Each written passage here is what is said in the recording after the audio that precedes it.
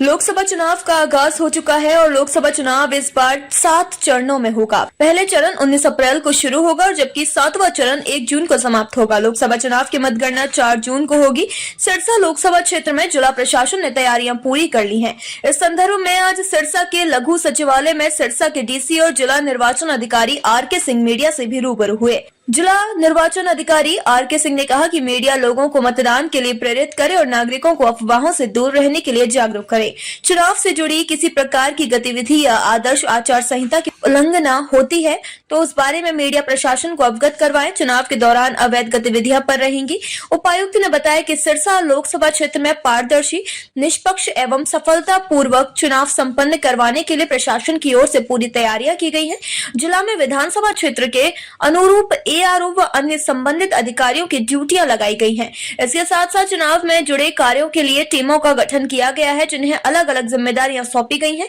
कहीं पर भी चुनाव आदर्श आचार संहिता का उल्लंघन होता है तो संबंधित के खिलाफ कार्यवाही अमल में लाई जाएगी। इसके अलावा सभी अधिकारियों को ये निर्देश भी दिए गए हैं कि वो अपने अपने क्षेत्र में नाकों व बूथों व्यक्तिगत तौर से निरीक्षण करें और यह सुनिश्चित करें कि किसी भी मतदाता को किसी प्रकार की परेशानी न हो। जिला निर्वाचन अधिकारी ने जानकारी देते हुए बताया कि भारत निर्वाचन आयोग की हिदायत अनुसार लोकसभा चुनाव में प्रत्याशी 95 लाख रुपए तक खर्च कर सकता है। इसके लिए प्रत्याशी को खर्च रजिस्टर लगाना अनिवार्य है। निर्धारित राशि से अधिक खर्च पाया जाता है तो आदर्श चुनाव आचार संहिता की उल्लंघना के तहत संबंधित के खिलाफ कानूनी कार्यवाही अमल में लाए जाने का प्रावधान है। उपायुक्त आर.के. सिंह ने बताया कि चुनाव के दौरान प्रिंट, इलेक्ट्रॉनिक व सोशल मीडिया पर निगरानी रखी जाएगी। इसके लिए टीम गठित की गई है जो कि इन सब पर निगरानी रखते हुए पेड न्यूज बारे रिपोर्ट देंगे। कहीं पर पेड न्यूज पाई जाती है तो उसका खर्च संबंधित प्रत्याशी के खर्च में जोड़ा जाएगा। जिला निर्वाचन अधिकारी ने बताया कि चुनाव आयोग की हिदायत के तहत 85 वर्ष आयु तक के बुजुर्ग मतदाता व दिव्यांगजन को घर से वोट डाले जाने की सुविधा दी जाएगी। इसके लिए संबंधित मतदाता को अपनी अनुमति देनी होगी। उन्होंने कहा कि BLO घर जाकर ऐसे मतदाताओं का मतदान करवाएंगे। एक बार अनुमति देने पर संबंधित मतदाता बूथ पर जाकर अपना मतदान नहीं कर सकेगा।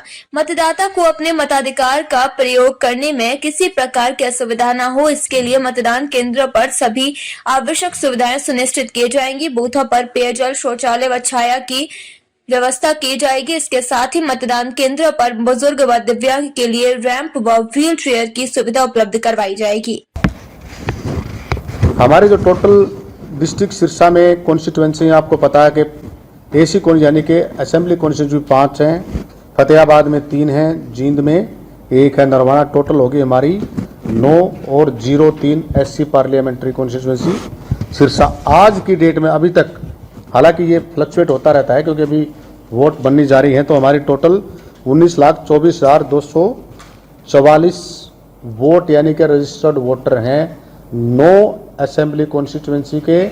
9 असेंबली कॉन्स्टिट्यूएंसी का अर्थ ये हुआ कि 03 Sirsa SC parliamentary constituency. Narwana Jind के अंदर जो टोटल जो वोटर हैं वो 2,19,945, जिसमें से मेल 1,16,924 और फीमेल 1,03,019। इसमें एक अहम बात अब की बार ये है कि ट्रांसजेंडर यानी कि TG जिसको कहते हैं, जिसको थर्ड जेंडर कहते हैं, वो भी हमारे पास हैं। उसमें हमारे कुल वोटर वहाँ के 2 हैं और जो उसमें कुल पोलिंग स्टेशंस और पोलिंग बूथ, वो पोलिंग स्टेशन हैं 224 बूथ हैं और लोकेशन हैं 115। ये बता रहा हूँ मैं आपको नरवाना असेंबली कॉन्स्टिट्यूएंसी की। इसी प्रकार से उसके बाद हमारा सोहाना, फतेहाबाद, रतिया जो कि फतेहाबाद की हैं, और उसके बाद आगे हमारी कालावाली, डबवाली, रानिया, सिरसा, एलनाबाद।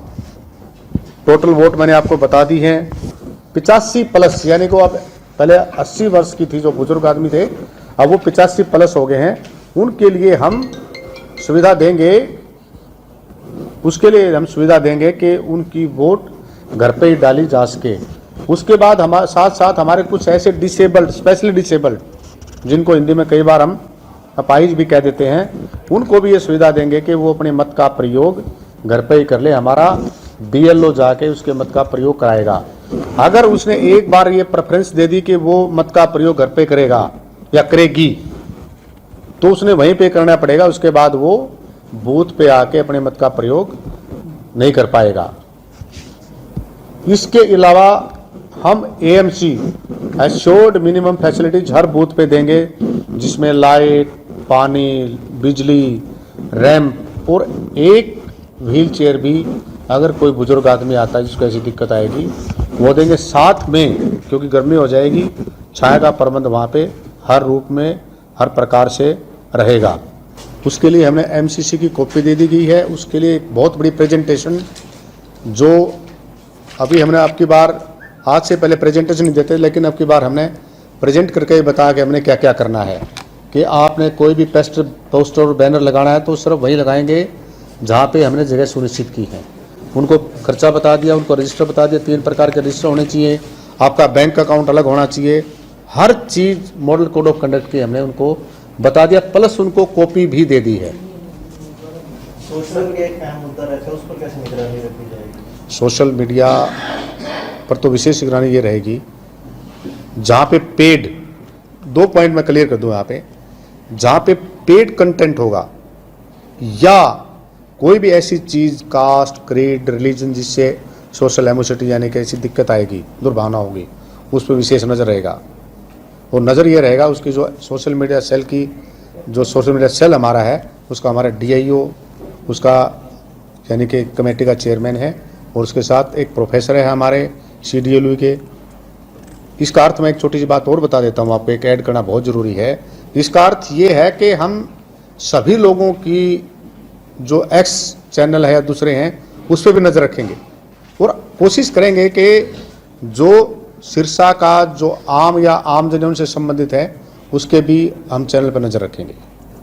कोई ऐसे ठेकों की भी मॉनिटरिंग की जाएगी उसमें इलेक्शन के दौरान उनकी जो है स्टॉक कम है या ज़्यादा है? डेफिनेटली ये तो प्रोविजन है, डेफिनेटली ये तो हमारे DTC उसके नोडल अफसर हैं।